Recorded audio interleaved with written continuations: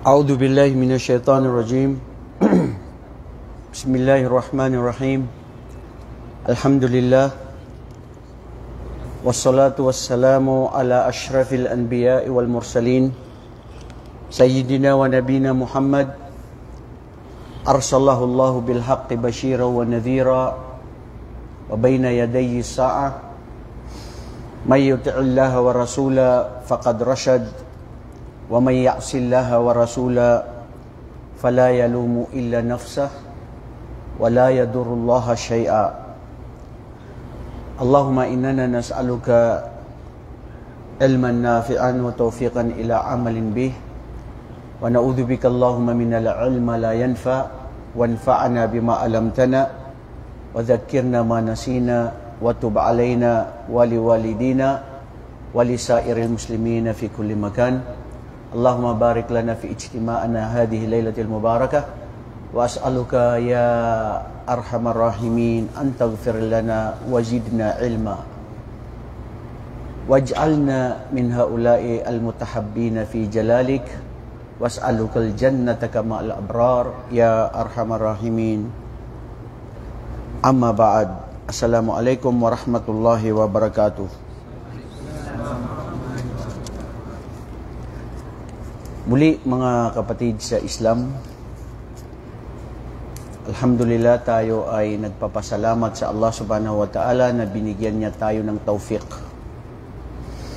Binigyan tayo ng tawfiq na tayo ay magkatipon-tipon ngayong gabi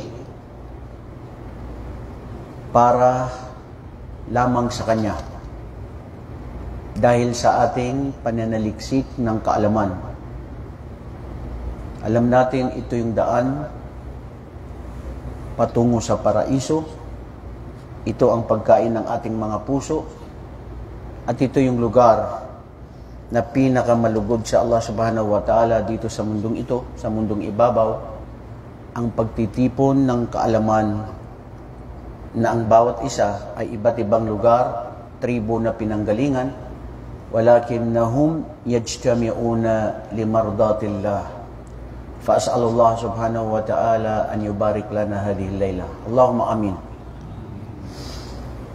Sa ngayon mga kapatid, dahil ang ating paksa na subject natin ay akida, ito yung pananampalataya, ito yung ugnayan natin sa ating pananampalataya, ito ang pundisyon ng ating iman.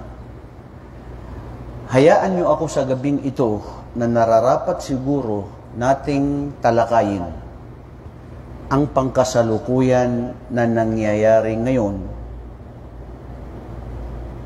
Kasi dapat doon ka eh. Kung ano yung nangyayari, doon ka. Viral?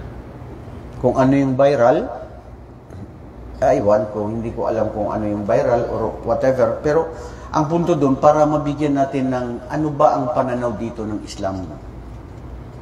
Kasi ang Islam, pinasukan niya ang lahat ng aspeto ng buhay ng tao dito sa mundong ito.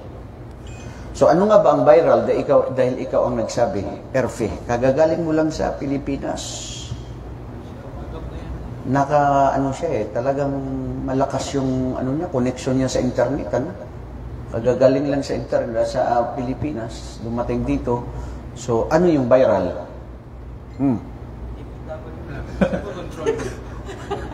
Huwag na tayo pumasok sa DPWH. Meron bang engineer dito sa inyo, bro? Ha? Bro, Abdullah, engineer ka? Hindi ka, hindi. Hindi siya engineer, Abdul Aziz.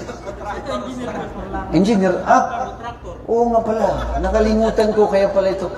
Engineer pala ito. Kapatid natin nagtatrabaho yan sa may airport. Minsan bro, mag-ingat ka doon dahil minsan pag nagland yung aeroplano, nandun kayo sa harap nila. Protektahan nawa kayo ng Allah. Allahu Akbar. So okay, ano ba yung viral? Ngayon, ano yung nangyayari ngayon? Ano yung pangkasalukuyan na anong pananaw doon ng Islam? Jericho. Ano?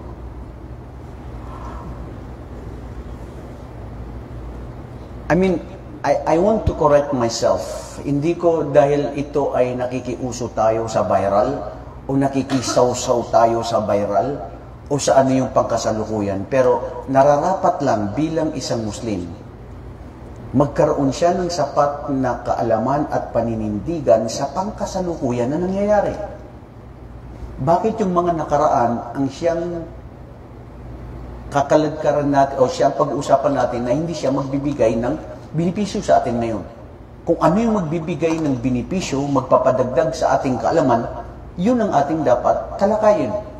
Di ba? O ano? Oh, ito si Ali. Ano? Ali Hipolito.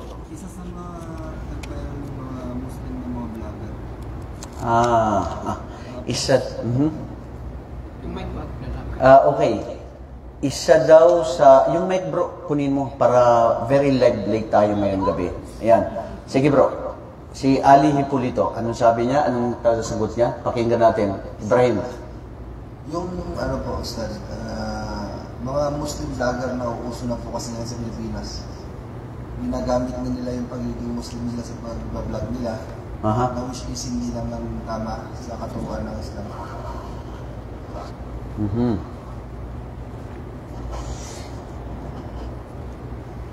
Babatikusin tayo ng maya. Pag sila ang ating pinag-usapan ngayong gabi. Mga Muslim na mga vlogger na ginagamit nila ang pagka-Muslim, tapos hindi naman nararapat yun. Okay, alam niyo mga kapatid, subhanallah, laging tama yung sinabi ng mga fuqaha. Abdurrauf, faqidu shay la yu'ti. Walang may bibigay ang tao maliban kung anong meron siya. Tama? Kaalaman mo, wala kang pera, wala kang may bigay. Kaalaman mo kung anong meron kayo, anong may bibigay mo. Tignan mo ngayon ng social media. Bawat tao, bawat vlogger, o kahit sino sa atin, yung mga dating nahihiya, na hindi makabasag pinggan minsan, sobrang ngayon, hindi biro bro, lantaran na ngayon dito sa social media. Nabisag mga tigulang na, nagpapaseksi pa, na nagpapapasensyo.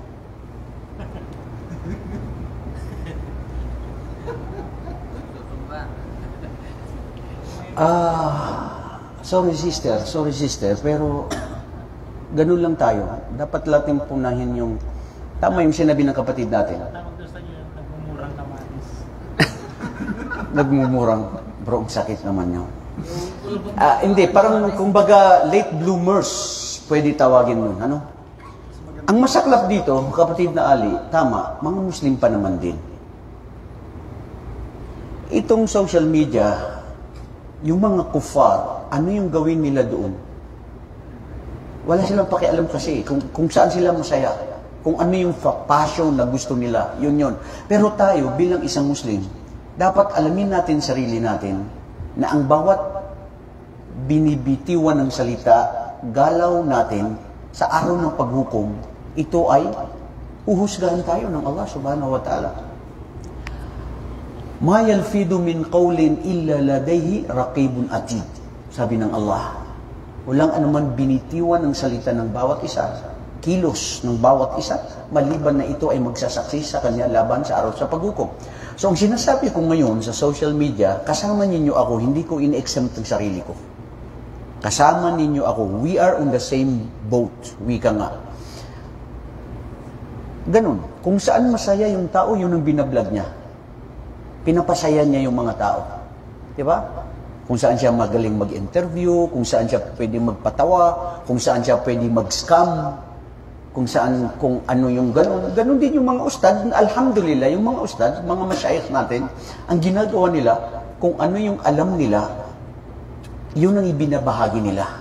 Kasi alam nila ito, na magbibigay binipisyo ito sa kanila. Sa kanilang libingan, lalong-lalo na sa araw ng paghukom. Bro, nandito tayo sa mundo, kumbaga, tayo ay nagtatanim. Ang pag-aani natin ay sa araw ng paghukom.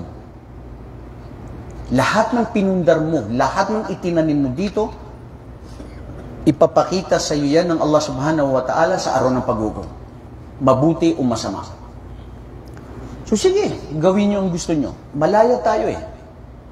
Pero, ang babala sa aking sarili at tayong lahat, sa araw ng paghukom po, huwag natin kalimutan, magsasaksi ang dila, ang kamay, ang tainga, ang ating mga mata, laban sa sarili natin sa ano ang ginawa niya dito sa mundong ito.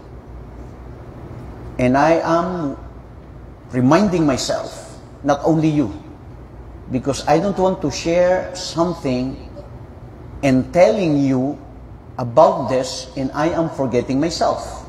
No. But the fact of the matter is that we are Muslims, we should be reminded of this.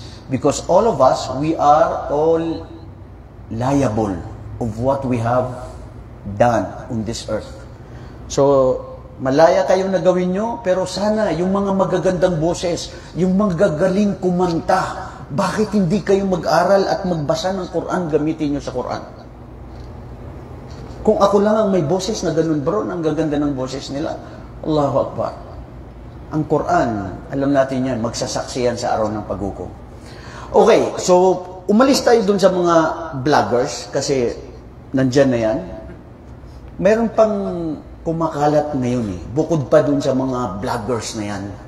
Yung pangkasalukuyan na nangyayari. Bro, ano yun?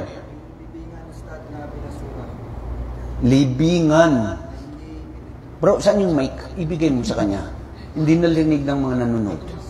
Libingan daw na hindi pinirmahan. Uy, tandaan nyo yan, mashallah. Maganda pala itong tinatanong ko kayo. No? Kasi meron pala kayong alam na talagang gusto kong malaman, gusto natin malaman na hindi natin nasi-share. Hindi ko alam yun, ha? May libingan na hindi pa anong alam mo? Hindi ko masyadong naintindihan. Pero may pinapasang... may ipinapasang batas. Oo. Sa libingan ng mga Muslim, pero hindi yun na-aprobahan. Okay.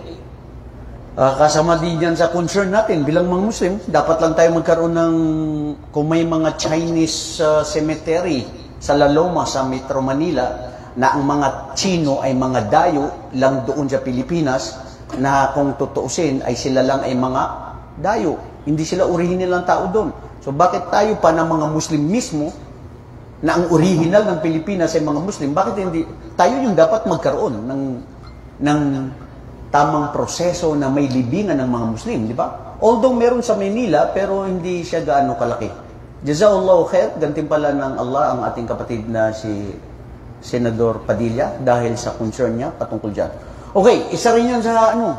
Pero actually, hindi yan yung gusto kong Ang viral ustad ngayon, may viral to. Mashallah. hati-hati ng umma ng mga Musliman patungkol sa mga namumuno sa ating bansa. Aha, mashallah. Okay. Ito na viral. Okay, yan ang tunay na viral. Bro, ulitin mo daw, hindi nalinig ng iba. Ano yun? Sabi mo? Ang viral ngayon ay ang pagkakahati-hati ng mga Musliman patungkol sa nangyayari sa mga namumuno sa ating bansa. Na ito ay masalimuot na usapin. Oo. Masya Allah. Ang magandang talikayan natin, kahit sila mga kapatid ay kabilang sa matawagin. Takot. Narinig nyo yan, mga marites? Subhanallah. Tignan nyo. Ganda rin, ano? Which is doon malapit ang ating discussion ngayon. Tungkol sa pangkasulukuyan na nangyayari. Actually, hindi lang yung mga Muslim. Pero bilang Muslim, ano yung pananaw natin dito? Sa pangkasalukuyan na nangyayari, na may batas o may pamahalaan na may mga grupo na gusto nilang ibagsak ang pamahalaan. Destabilization, tawag dun. Pagprotesta, pagrally, pagrereklamo. Ano nga ba ang pananaw dyan ng Islam? Kasi tayo bilang mga Muslim, at gusto ko sabihin ito sa sarili ko, kasama ako biktima noong ako ay estudyante rin ng Maynila. Kasama rin kami sa mga rallyista, mga aktivist. Ito yun, Abdul Aziz. Dyan sa Mendola, batang Quiapo ako kaya. Malapit lang kami sa Mendola. Minsan nagrarally kami doon, yung mga tear gas. Minsan sumasama-sama kami, hindi namin alam kung ano yung pinagre-reklamo. Sige lang, Allahu Akbar, Allahu Akbar, Allahu Akbar. Hindi mo alam kung ano yung ginagawa nila. So basta lang makisama. Pero sa totoo, nung nag-college na ako, naging aktivista din ako. Hanggang sa natutunan ko nung ako'y nakapag-aral sa Madina, na ang pananaw ng Islam sa pagiging aktivista, sa pagiging reliyista, sa pagiging gusto mo na lumabas sa pamahalaan o ibagsak ang pangkasalukuyang pamahalaan, ang akida, pananampalataya, paninindigan dito ng Ahlus Sunnah wal Jamaa ay dapat tayong lumayo dito, hindi makiisa, at ito ay bawal kung tayo ay sasama. Yan ang general rule ng Islam. Okay. Bago natin yan sabihin bakit bawal, siyempre may mga dalil. Hindi ka pwede basta magsabi ng bawal na wala kang may papakita na pruweba. Bakit ipinagbawal ito ng Islam? Palagay nyo, bakit bawal? Bago tayo pumunta sa mga hadith. Bakit bawal, Jibril? Yung namumuno, kawatan, tulisan, walang habag, walang awa, kinakain ang pagyaman ng taong bayan. Hindi maganda ang pamumuno. So, dapat patalsikin. Dapat, di ba? So, bakit bawal? Sapagkat yan ay tinakda ni Allah Subhanahu wa Ta'ala. Bigay niyo yung microphone para naririnig. Itinakda raw. Uy, pakinggan niyo mga kapatid. Mashallah, ang gandang usapin ngayon. Bakit? Ang tanong ko ito. Bakit kamo bawal sa isang Muslim na hindi tayo dapat mag-rally, magprotesta, o lumabas sa jamaa o patalsikin ang sino mang namumuno? Yun ang tanong.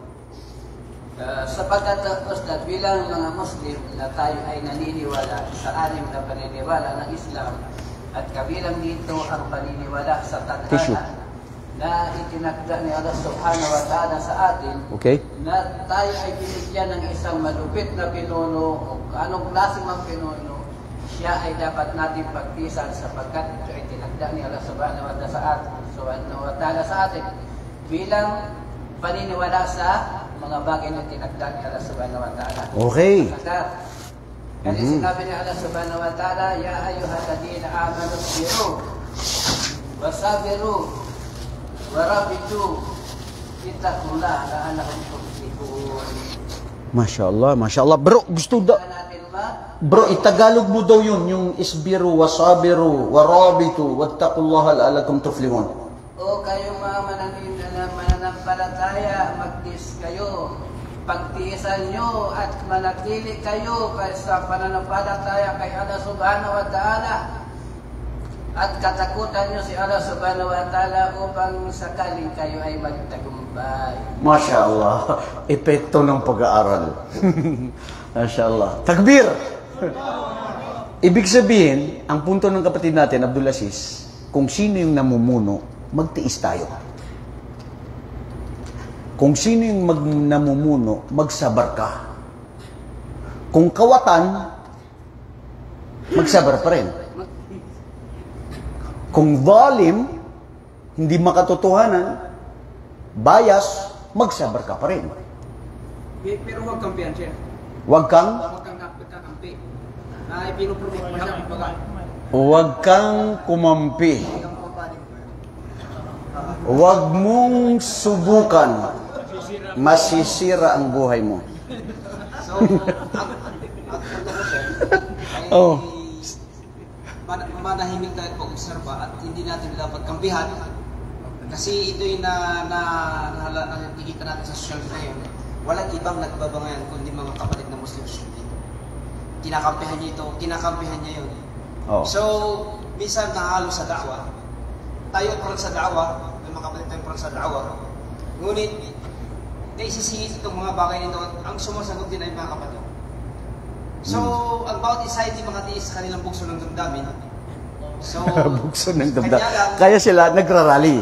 Hindi siya. Nagrarally sa social media ba? Ah, ang kampi-kampi, So, ito yung bunga ng ating pag-aaral na kung saan ay minsan yung bukso ng damdamin na nadala tayo, kung kahit tayo nag-aaral, minsan din tayo nakakapagtipid.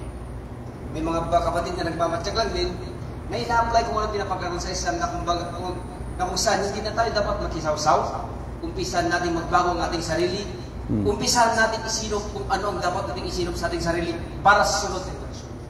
Na hindi na dapat makisaw-saw, kampihan mo ito sapagkat ang ating pinapag-aral, kung ito ay gumagawa ng kasamaan, ipinapanikil mo siya, umaayon ka sa kanya. So tanong namin siya, kasama din ba siya sa kasalanan na nagagawa ng kanyang kinakampihan? Kakampihan mo siya. Maski siya ay mali. O ipapromote mo. Yun ang punto mo, di ba? Yan ang ating talakayan ngayong gabi. Okay? Tunghayan yan ngayon, bro. Magandang topic yan ngayon. Sige, may dadagdag si Adonis. Ano yun, kapatid Adonis? Hello. Ang isa pa ang ibig sabihin ni Brother Rayhan. Si Romeo. Si Romeo yan dati. Romeo and Juliet. Hindi, ano ba yung pangalan mo dati nung Kristiyano ka? Tama. Ikaw talaga. Romeo yan. Sa naintindihan ko sa sinabi niya, na maaari kong idagdag, sa nabanggit niya ng yung kampihan ba? Nang dahil sa siguro, yung kalahi niya, kagaya namin. Dahil ba kayo may Ilocano? Yung presidente Ilocano? Yan. Patay na tayo ngayon dyan. Yan ang ayaw ko kasi discussing ngayong gabi. May mga kapatid tayo na magbabangayan na tayo ngayon dyan, bro. Sa amin, Ustad, Mashallah. kahit sino pang lahi yan, pag may mali siya, wala kami pakialam dyan. Good. Tama o mali siya. Mashallah. Wala tayo sa politika para sa akin. Yan ang Muslim. Mashallah. Alhamdulillah. Totoo yan, bro. Jazakallah khairan, kapatid Abdurrauf.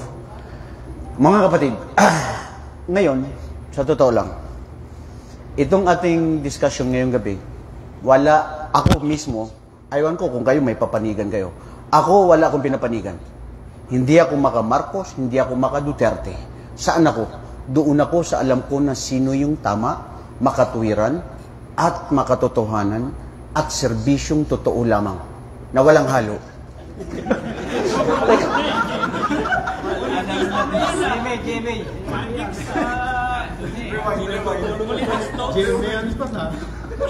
Bro, seryoso tayo. Discuss natin. Correct. Bakit ka kakampi sa mali? Kasi pag kinampihan mo yung mali, na alam mo mali siya, kung ano yung kasalanan niya na ginagawa niya, sa English, you are the culprit. Kasama ka dun sa ginawa niya. Ikaw ang dahilan. Sa Islam, ganun din. Pag nagawa ng isang tao yung kasalanan dahil ikaw naging instrumento na tumulong sa kanya o inuluklok mo siya na alam mo siya ay hindi mabuti, anong ginagawa niya? Kasama ka sa kasalanan. Pero kung alam mo na mabuti, na siya ay binoto mo at sinuportahan mo, pero kung hindi siya nanalo, may gantimpala ka sa Allah dahil dun sa niya mo na gusto mo, na siya ay alam mo na mabuti sa taong bayan. So siguro nasagot na natin ang tungkol dun, bro. Ang pagkampi sa mali na alam natin na hindi mabuti ang kanyang resulta, kung anong kasalanan niya, ay magiging kasama ka pa rin doon. Alam natin sa Islam, la ziratu wala wizra ukhra. Wala taziru wizratu ukhra. Hindi kasalanan ng isa ang kasalanan ng iba. Bawat isa tayo, kung ano yung kasalanan natin, yun ang meron tayong sarili mga paninindigan o mayroon tayong sarili na paghuhusga ang bawat isa sa atin sa araw ng paghukom. Pero ang punto doon, kung bakit nakagawa ng kasalanan yung tao dahil ikaw ang dahilan, kasama ka doon. La shak. Ngayon, ang punto natin ngayon dito sa discussion natin, ano ang ating mawkif? Ano yung ating paninindigan sa isang sultan, sa isang presidente, gobernador, mayor, o isang hari, na ikaw ay Muslim? I'm talking about tayo ay Muslim. Kasi ang mga Kristiyano o mga Hudyo, wala sila eh. Pag ginawa nila yan, talaga magpoprotesta sila yan eh. Gusto nila patalsikin ang kung sinong namumuno na anong nakikita nila na mali. Ngayon, ano ang pananaw natin ng mga Muslim patungkol dito? Walang pagdududa, tayo ay hindi katulad nila na ganun ang gagawin natin. Ang gagawin natin, magtitiis, magtitimpi, magsasabar, at magdudua sa Allah na ya Allah, gabayan mo siya. Bakit? Kasi kung ikaw mismo nasasama doon sa pagprotesta, pagrarally, o panlilibak, o paninira sa gobyerno, kung magkakaroon ng riot, kung magkakaroon ng patayan, kung magkakaroon ng chaos, ikaw ang naging dahilan doon, lalong naging pahamak ang kapakanan ng karamihan. Remember, sa Islam, ang pinoprotektahan ay yung interest ng karamihan. Sa kaida ng usul al-fiqh, papasok na naman ulit tayo doon sa sinasabing, dar'ul mafasid muqaddam ala jalbil masalih. Yung pagpigil mo ng kasamaan ay mas kaaya-aya na gawin mo yun kaysa sa gumawa ka ng mabuti na pagsamba. Tama sa Islam na jihad sa Islam ang sabihin mo sa isang hari o sa isang namumuno na hindi mabuti na sabihin sa kanya yung mga ginagawa niya. Pati nga sa hadith ni Propeta sallallahu alaihi wasallam, sinabi niya, "Qulil haq walau kana murran." Sabihin nyo ang katotohanan maski ito'y gano'ng kapait, maski nasugat sarili nyo. Pero titignan mo ang sitwasyon. Kung sasabihin mo o kung makikisama ka doon sa gagawin na yun, ay makakatulong at hindi magpipinsala ng masama, gawin mo. Pero kung alam mo na hindi magiging maganda ang resulta at maari ang isang presidente, isang mayor o kahit sino na namumuno, pwede niyang paslangin yung kung sino yung mga grupo na yun na nagsisiklap ng karahasan. Dahil ang pinoprotektahan natin is yung pangkalahatan. Hindi yung sariling interest lang. Papasok din tayo dito, bro, minsan, sa bilang isang tao, bakit mo sinuporta itong taong ito? Ano ang intention mo? Dahil sa balang araw, pag siya ay nanalo, mayroon kang toyo, o mayroon kang inaangkan na, Mayor, tumulong man ako sa'yo. Hindi mo ba alam, yung pamilya ko, lahat sila bumuto? Maski yung bata sa amin na minor de edad na 5 taon, pinabuto ko pa yan. Para lang manalo ka. Ngayon, nanalo ka na, parang di mo na kami nakikilala. Bro, kung Muslim ka na totoo, hindi yun dapat hindi yun ang layunin mo na isusumbat mo ang ginawa mong pagtulong sa tao. Ulitin ko, bakit ka tutulong, bakit mo sinuportahan dahil alam mo ay kabutihan sa karamihan, hindi lang para sa inyong pamilya. Dalawang magkasama na pagpipilian mo na mas matimbang ang mangyayari na masama doon sa karamihan na kabutihan. Mas kukunin mo yung kabutihan kaysa doon sa maraming kasamaan na mangyayari. Ngayon, pumunta tayo sa mga hadith ni Propeta Muhammad sallallahu alaihi wasallam ang patungkol sa pagbabawal sa makiisa o patalsikin mo ang isang namumuno. Ito ang nangyari kasi kung bakit ito bawal sa kapanahunan pa lang pagkatapos na mayapa si Propeta sallallahu alaihi wasallam, namuno si Abu Bakar as-Siddiq, si Umar ibn al-Khattab, tapos si Uthman ibn Affan, at doon nagsimula ang fitna dahil nagsilabasan ang mga Khawarij. Ang Khawarij ay hinango sa katagang salita na kharaja. Yung jamaa na pamayanan na nagkakaisa, yung grupo na Khawarij, umalis sila. Gusto nilang patalsikin kung sino yung namumuno kasi nakita nila sa namumuno na hindi karapat-dapat. Kasi halimbawa, hindi makatotohanan. Kasi halimbawa, magnanakaw. Kasi halimbawa, may korupsyon. So yun. So dahil doon lang, sa puntong aspeto na yun, na nakalimutan mo na yung mga ibang nagawa, Doon ka lang pumunta sa aspeto ng pagnanakaw o pangkorupsyon at yun na ang naging resulta ng mas maraming karahasan, maraming pinatay, maraming nangyari. Bro, mga kapatid, to make it short, alam mo ang nangyari sa Libya, sa Iraq, sa Syria, mga Muslim sila. Biktima sila ng pangaharas, biktima sila ng pang-api. Bakit? Dahil kung tutuhanin natin, basahin natin ang history, basahin natin kung ano talagang tunay na nangyayari dito. Kasi, ano yung sinabi mo kanina? Yung hubog ng sarili? Bugso ng damdamin. Bugso ng damdamin nila na hindi nila matanggap na Muslim ka, Muslim kami. Bakit ito ang ginagawa mo? Bakit hindi ka makatotohanan? Nagrally sila, nagprotesta sila. Ano nangyari sa kanilang lugar? Pinaglaruan sila ng mga kalaban ng Islam. Pinaglaruan sila ng Amerika, ng Europa, ng lahat ng mga ano, sila nagkawatak-watak. Kaya ito, sabi ng Allah subhanahu wa ta'ala, hindi dapat magkawatak-watak ang mga Muslim dahil mawawala ang inyong lakas. Ano yung hadith na gusto natin sabihin? Hadith na matatagpuan natin sa Bukhari. Sa Tirmidhi at saka si Abu Dawud. Wahada hadithun sahih. Ito ay riwaya ni Al-Irbad ibn Sariyah.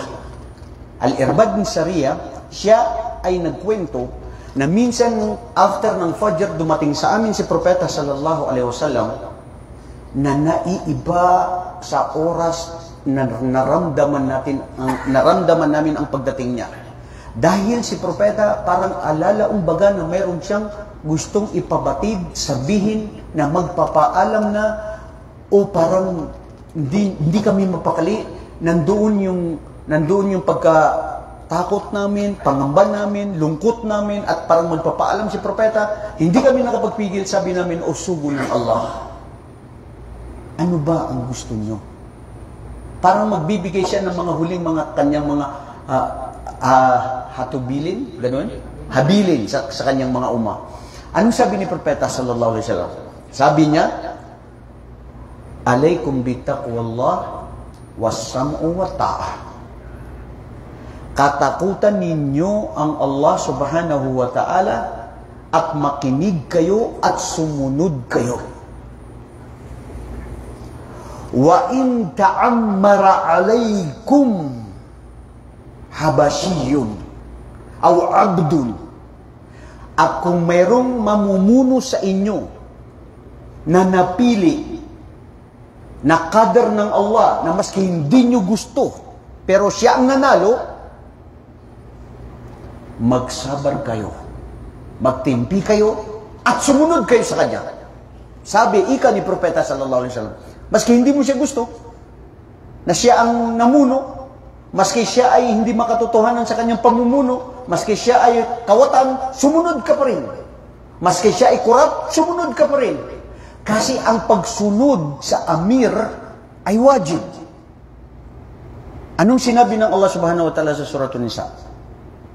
Ya ayyuhalladhina amanu, ati'u Allah wa ati'u Rasula wa ulil amri minkum. O kayo na mga mananampalataya, sundin nyo ang Allah at sundin nyo ang kanyang propeta at ang mga namumuno sa inyo. Ano ang hadith na sinabi ni Propeta sallallahu alaihi wasallam? Sinabi niya, man ata'al amir faqad ata'ani wa man asa'al amir faqad asa'ani.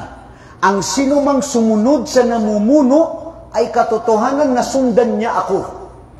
At ang sinuman sumuway at hindi sumunod sa namumuno, siya ay sumuway sa akin. Ika na sinabi ni Propeta Muhammad sallallahu alaihi wasallam.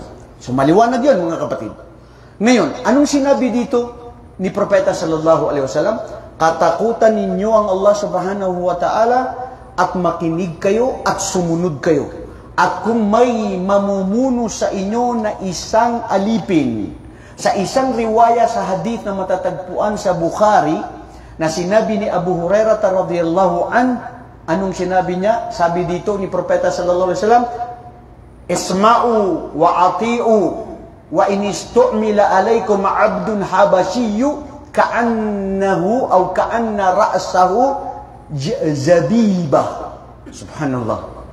Iyon sa isang hadith. Sabi ni propeta, makinig kayo at sumunod kayo sa kahit sino man na naging leader na namuno sa inyo na maski siya ay alipin na galing sa Habasha. Ang mga Arabo kasi nung una, ang tingin nila sa mga Habashiyo na maiitim na mga tao na mga taga-Ethiopia, dahil karamihan sa kanila binibili yung mga taong yun. Ginagawa silang mga alipin.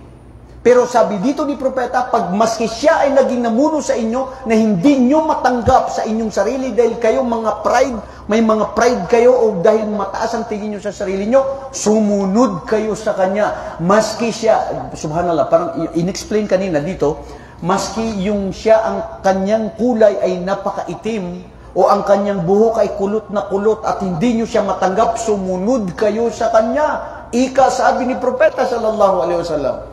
Allahu Akbar. Nakita natin mga kapatid, ano ang pananaw ng Islam sa pagsunod sa karamihan at kung sino ang namuno. Balikan natin ang hadith na sinabi ni propeta sallallahu alaihi wasallam. Alaykum bi sunnati wa sunnati khulafa'ir rashidin al-mahdiyyin. Tapos sinabi niya, waddu bil nawajid. Wa iyyakum muhdathatal umur fa inna kulla muhdathatin bid'ah wa kulla bid'atin dalalah wa kulla dalalatin fin nar. Ngayon, dito ko kayo tatanungin. Sabi dito ni propeta sallallahu alaihi wasallam, panghawakan ninyo ang aking sunnah, ang aking turo at aking mga gawain. At ang mga turo at gawain na pinag-iwanan sa inyo ng aking mga successors. Sino yun? Yung apat na successors. Abu Bakar, Omar, Uthman, at saka si Ali. Panghawakan ito ng mahigpit na hindi niya bibitiwan na kumbaga parang kakagatin nyo pa. Na, alam mo, minsan pag aywan ko, nung dumaan kayo sa pagkabata, pag nagagalit na kayo, nakipag-away kayo, pero huwag kayong makipag-away dyan, nangangagat yan. Diba? Oh, nagigigil yun. Ang ginamit doon, para hindi nyo mabitiwan yung sunnah ni Propeta Muhammad. Na ang sunnah ni Propeta Muhammad ay magkaisa kayo, sumunod kayo, maski ang naging namuno sa inyo ay hindi nyo siya gusto, sumunod pa rin sa kanya. Siyempre, ang pagsunod may kondisyon. May kondisyon. Alam ko yan ang tatanong yan. Ang kondisyon, sabi ni Propeta sallallahu alaihi wasallam, la ta'ata li makhluqin fi ma'siyatil khaliq. Walang pagsunod sa nilikha laban sa pagsuway sa lumikha. Tama ba yun yung Tagalog ko? Aywan ko kung naintindihan nyo. Yun ang pagkaunawa ko dun sa hadith. La ta'ata li makhluqin fi ma'syatil khaliq. Walang pagsunod sa nilikha na tao na nilalang laban sa pagsuway sa lumikha. Bakit? Kasi ang sinabi ni Propeta sallallahu alaihi wasallam, innamat ta'atu lil ma'ruf. Dahil ang tunay ng pagsunod ay doon sa tama at kabutihan. Maski magulang mo, maski leader na wajib na sumunod, ganun din ang magulang mo, sumunod ka sa alam mo yung tama, pero yung laban mismo sa hindi gusto ng Allah, yung utusan kanila na magtumalikod sa Islam, uminom, magdroga, pumatay, yan, pwede kang sumuway at sasabihin mo, Mayor, o ikaw man aking inaama, o ikaw gobernador o presidente, wako'y labot sa imo, kay mangunguna ang Allah sa aking buhay. Kasi bawal yan pinag-uutos mo. Pero kung ikaw ay kawatan, bahala ka sa buhay mo dahil meron kang pagbabayaran sa araw ng paghukom. Huwag kang mangawat na tanan mo kuwaon. Magtira ka naman sa taong bayan. Ayaw kuhatanan. Hindi ka mabusog. Busaw ka. Bro, kinikriticize natin ng tao. Ano kaya kung tayo ang nandun? Hindi ka rin ba masisilo sa pera? Tutuanin natin sarili natin. Oh, kawatan, milyon, ganyan, ganyan. Sige, ikaw ang pumunta doon. Ano kaya? hindi million pa. Baka 100,000 lang. Alam mo sarili mo eh. Mahirap yung ganun ba, yung nag-ano ka sa tao pero ikaw mismo sarili mo, hindi mo rin alam, magiging victim ka, baka mas masahol ka pa sa iba. Allahu Akbar. So anong sinabi ni Propeta sallallahu alaihi wasallam sa hadith na ito? Panghawakan ng aking sunna at sunna ng aking mga tagasunod at huwag kayong bumitiw rito at umiwas kayo sa anumang pabago sa relihiyon. Dahil lahat ng pabago sa relihiyon ay ligaw. At ang lahat ng ligaw sa relihiyon, ang kanyang patutunguhan ay ang apoy na nagliliyab. Saan? Sa araw ng paghukom, kapatid na Abdullah. Ang tanong ko, itong pagrarally, itong pagpaprotesta, ano kaya ito? Pasok ito sa relihiyon o hindi? Yan ang tanong ko. Bakit kayo natahimik? Ha? May nagsabi ko sa din daw kasama yan sa din. Hindi kasama sa din. Hindi daw kasama sa reliyon. Way of life. Oh, way of life? Okay. Aha, very good. Sabi ni Ismail, meron bang bagay na hindi kasama sa reliyon? The Eiffel Tower. Oh. Ang tanong ko, sagutin nyo. Alam mo, minsan kayo hindi kayo sumasagot. Diyan sa live na yan, may sumasagot na agad. Buti pa sila. Focus. Focus sila. Kayo, nandito kayo, physical. Ana mafi ma'lum, maadri. Hal anta focus amla. Hindi ko alam kung ikaw ay focus o hindi. Oh. Pasok sa sarili yun o hindi? Pasok pa rin sa relihiyon. Pero, itong gusto kong bigyan ng linaw. Hindi dahil ito ay pasok sa relihiyon at sila ay sumuway, sila ay sa impyerno. Hindi doon ang punto. Kasi doon sa hadith na sinabi ni Propeta, wa iyyakum muhdathatal umur fil ibada. Sabi ng mga pantas. Yung mga pabago na ritual na pagsamba sa Allah. Pag nagpabago ka doon na ginawa mo yung 5 daily prayers, ginawa mong 6, ginawa mong 4, yung mga Shia, ginagawa pa nilang 3, yun ang bid'ah. Yung mga iba pa, ginagawa nila yung Jum'ah, after Jum'ah, nagpa-pray pa sila ng duhur, yun ang bid'ah. Yun ang hindi mabuti. Diba? So, mga pabago.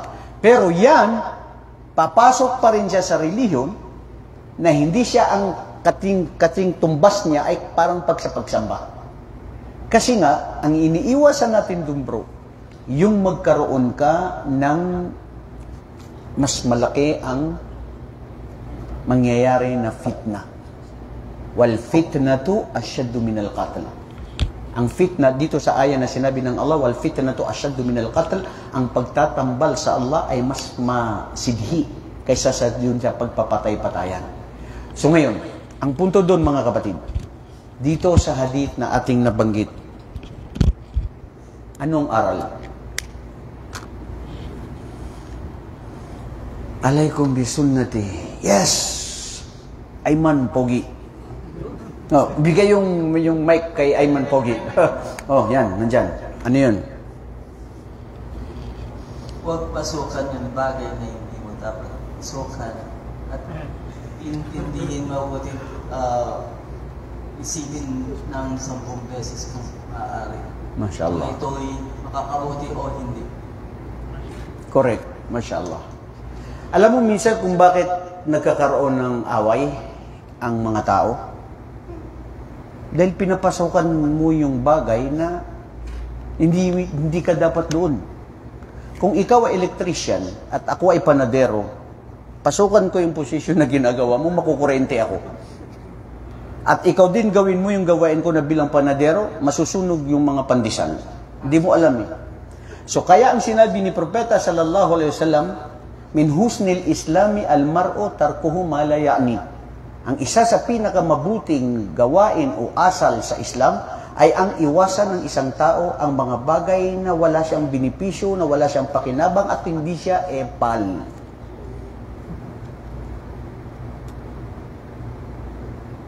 Hindi ko sasabihin na kayo ng mga realista, mga epal kayo. Pero, ang punto doon, anong parang ganun? Ikaw kasi, judgmental ka, bro. Hinusgahan mo ako na parang ganun. Ano yun? Depende na yun sa pagtanggap. Pero hindi yun ang punto ko. Kasi ngayon, anong gusto mo? Patalsikin? Subhanallah, mashallah, dito ako namamangha sa lugar na ito. Allah yubarik fi. Bakit pinagbabawal dito yung riot? Yung rally? Kasi magkakaroon ng fitna.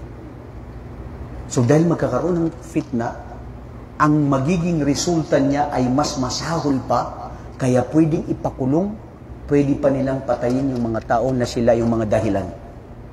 Dahil hadith ni Propeta sallallahu alaihi wasallam ay fariqul jamaah. Kasama dyan yung mga nagpapatalsik ng mga lumalabas ka sa pinagkaisahan ng karamihan. Pwede silang ikulong. Kung hindi sila maikulong, pwede silang hatulan ng kamatayan. Napakarahas naman ng Islam. Pwedeng hatulan ng kamatayan, makinig ka. Anong gusto mo? Hindi mamatay yung 5 o 10 na sila ang naging dahilan kung bakit nagkagulo, nasira ang buhay ng karamihan, nasira ang lahat dahilan sa 10? O di patayin ko na lang yung 10 para matahimik ang lahat. Wala, totoo yan, bro. Bawal pumatay sa Islam. Haram. Pero, kung itong pagpatay sa isang tao o isang komunidad o isang mga katulad halimbawa ng nakita niyo mga zumbis, maski magulang mo nagka-virus. So bakit pinapatay na ng Dahil pag nakagat yun, rampat lahat yun. So ang punto rito, kung mananatili ang mga yan, lalong magiging worse ang situation. So doon tayo papasok sa yung apoy na nag-aapoy, bago siya sumiklab ng mas, patay mo muna. Hindi ko sinasabi na patay ng mga realista. Hindi. Hindi ako nagsabi nun. Makipag-ugnayan na lang tayo. Manahimik na lang tayo. May mga marunong sa batas na mas maalam. Ipaubaya sa kanila. Tayo, manahimik at magdua. Kasi, ano nga ba ang karapatan ng mga leader? Yan. Ito yung 4 na karapatan ng mga leader. At dito tayo magtatapos. Pag na talaga ang isang leader na hindi natin gusto, pero ang gusto natin ay kapakanan ng karamihan. Una, ta'atul amir. Sumunod sa kanya. Maikiisa sa ordinansya.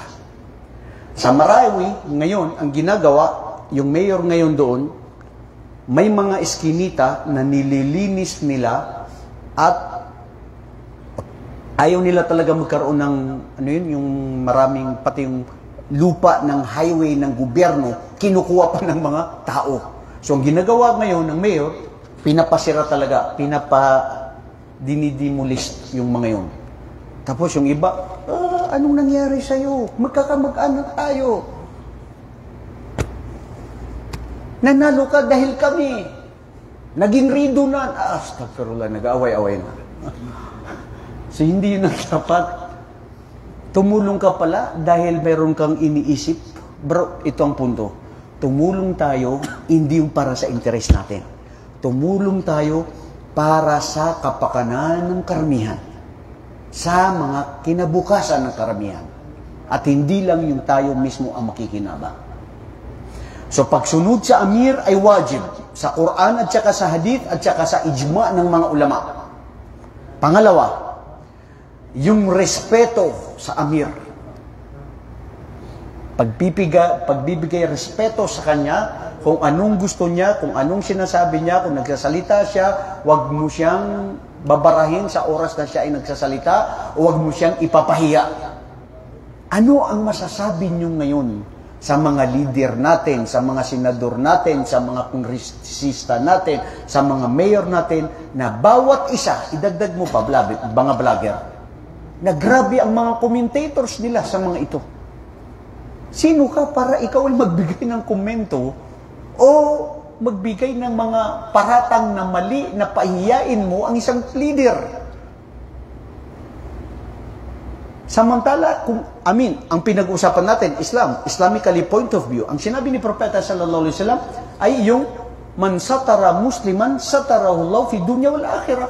Ang sino mang pagtakpan ng isang tao ang baho ng kanyang kapatid na Muslim, ay siya ay pagtatakpan ng Allah subhanahu wa ta'ala sa kanyang mga baho o kasalanan sa araw ng paghukom. Pero tayo, kung ano yung mga viral, kayo na mga mahilig nag-viral, na gusto nyo mas kinahiya yung tao, pinapahiya yung tao, ano man yung mga personalidad na mga ginagawa nila, pinapahiya nyo, kayo naman, hindi ko sinasabi na kayo na ikaw, wala kong sasabihin na pangalan. Bakit kayo nagsishare agad? Bro, yun ang punto. Bakit? Kasi gusto mo ipahiya din siya. Nasamantalang hindi totoo. Kasi paninira lang yun. Politika lang yun. So, ito ang pag-iingatan natin. Wallahi. Subhanallah. Napakaganda ng turo ng Islam. Kapatid na Jibril. Pangatlo, ay ang dua. Paghiling sa Allah, Ya Allah, hinihiling namin sa iyo, tinatanggap mo ang aming mga panalangin, ang naging leader sa amin ay corrupt, ang naging leader sa amin ay hindi namin katribo, ang naging leader namin ay hindi namin kasapi, masama siya sa amin, pero ya Allah, wala kaming magawa. Dahil kami ay Muslim, dapat kaming sumunod, ipinag-utos mo sa Quran at sinabi sa amin ni Propeta, para hindi magsiklab at magkawatak-watak ang mga Muslim, para tuloy-tuloy ang development. Ya Allah, gabayan mo siya. Dahil kayo ang nagbabago sa tao, baguhin nyo na siya ay kawatan, na mapunta sa kanyang puso, na maging mahinaon at maging magkaroon ng habag at awa sa mga tao at maging matakutin sa iyo. Ya Allah, kung hindi siya Muslim, Ya Allah, gabayan mo siya na maging Muslim. Ya Allah, kung siya ay Muslim na kawatan, bisag mga watya gamayra, ayaw daghan. Kawawa naman yung ano. Bro, sino bang leader na hindi magnanakaw? Sige nga. Tanungin kita, ikaw Jericho, napakatahimik mong tao. Hindi ka makabasag pinggan. Kung ikaw maging mayor, meron kang era, every month nakakagkaroon ka ng 200 million, hindi ka masisilay. Sige nga bro. Siguro hindi ka masisilay kasi, ay bawal yan, Muslim ako, balik Islam ako, napag-aralan namin sa Rabwa, nag-aral pa ako sa Sulay kay Ustad, bro lang, nag-aral pa ako dun sa ano, sa Bata. Ang dami-dami kong pinag-aralan, bawal sa Islam yan. Okay. Mashallah, nakaya niya yun. Pero yung asawa niya, ano ka dyan? Hindi ka makatulog dito mamaya. Maghiwalay tayo. Anong gagawin mo, kapatid? Palitan agad ang asawa na ganun, bro. Mashallah.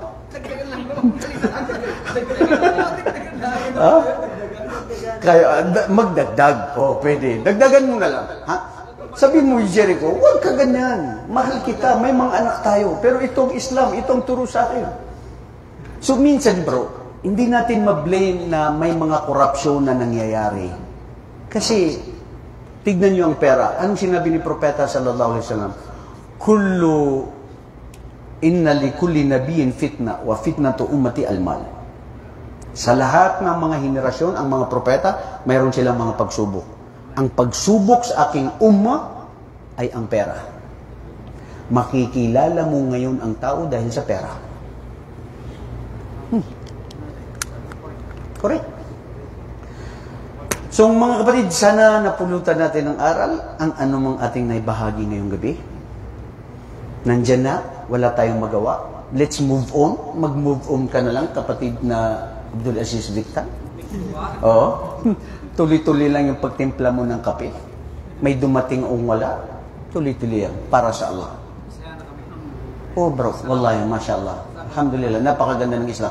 Tignan nyo mga kapatid, ang mga kamusliman ngayon dahil dito sa pagrarally, riot, kanong ginagawa nila, anong nangyari sa kanila? Pero alhamdulillah, sana hindi mangyari dito sa lugar na ito. Kasi ang lugar na ito, nandun sila sa maslaha. Ang iniisip nila, yung karamihan na mas mabuting ano. Minsan, sa usulul fiqh, mapag-aaralan nyo yan, sa usulul fiqh. Bakit nagkaroon na ng mga khamar? Bakit nagkaroon na ganitong open ganito? Okay. Kung nagkaroon ng ganyan, fitna, kunti lang.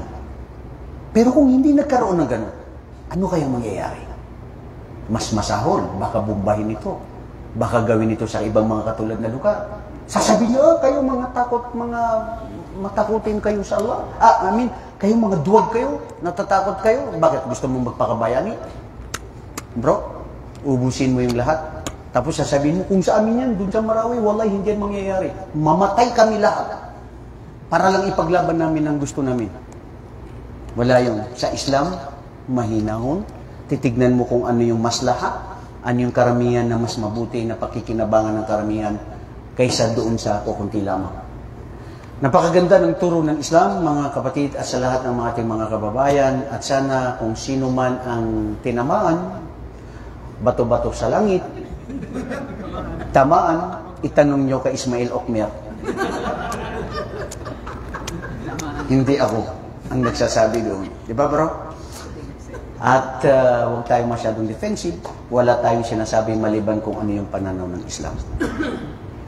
Alhamdulillah, jazakumullahu khairan, wa barakallahu fikum, wa zadakumullahu ilma. Assalamualaikum warahmatullahi wabarakatuh.